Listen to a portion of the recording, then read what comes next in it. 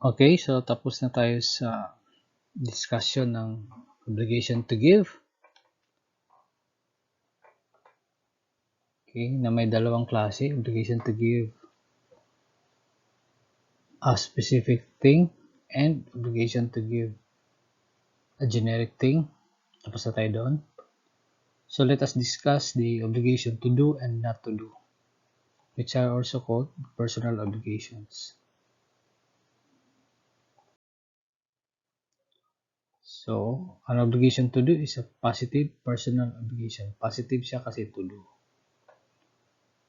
Okay, personal obligation siya kasi it is personal to the person who will do the obligation.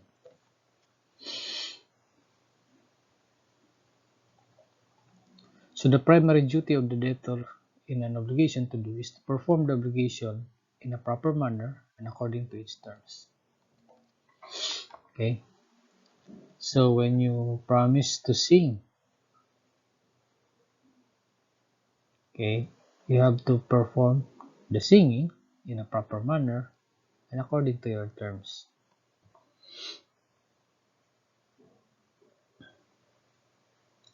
So if the debtor performs the obligation properly to the satisfaction of the creditor, then there is no legal problem.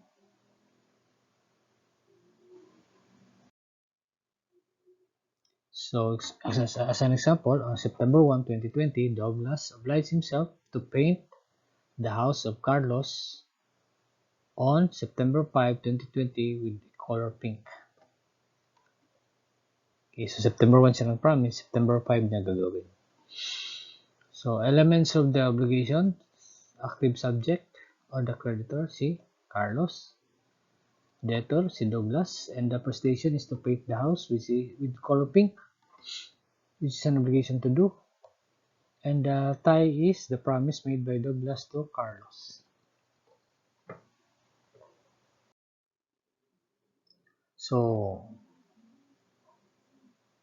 if the debtor will perform the obligation to do in a manner satisfactory to the creditor, then we have no problem. But sometimes the creditor will fail to perform the obligation to do. That is one problem.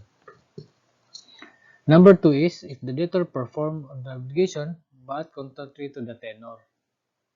For example, kanina yung promise is to paint the house with color pink. Halimbawa, gi-perform ng debtor, gipinturahan niya, pero color blue. So, pinperform niya yung obligation to do, pero contrary to the tenor na color pink.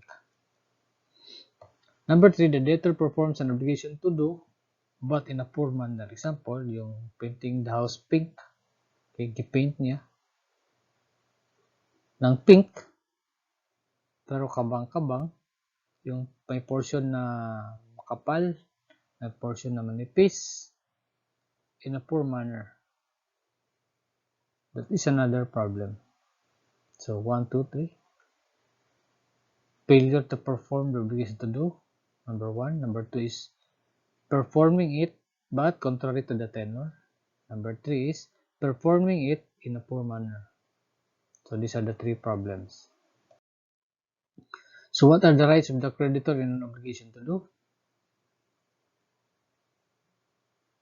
Dito na tayo sa rights ng creditor class kasi ang duty ng debtor is to perform the obligation to do.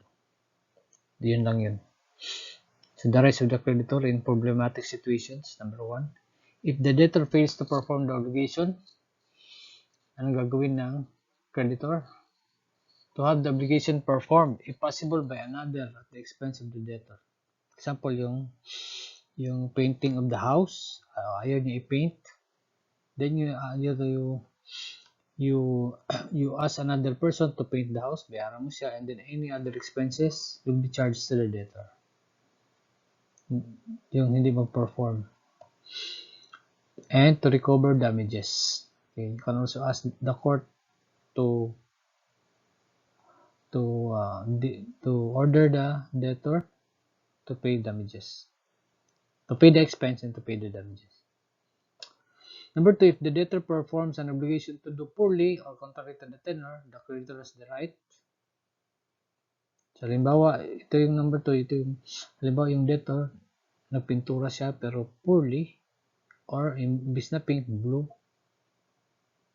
the creditor can undo what has been done at the expense of the debtor. So, pwede undo at the expense of the debtor and to recover damages. I-undo ang pintura, class 8. Tanggalin ang pintura. Pwede yan.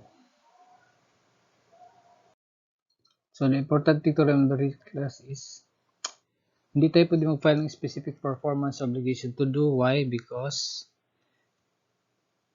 we cannot ask the court to order the debtor to perform the obligation to do, because under the Constitution, bawal ang involuntary servitude. Bawal pilitin yung tao na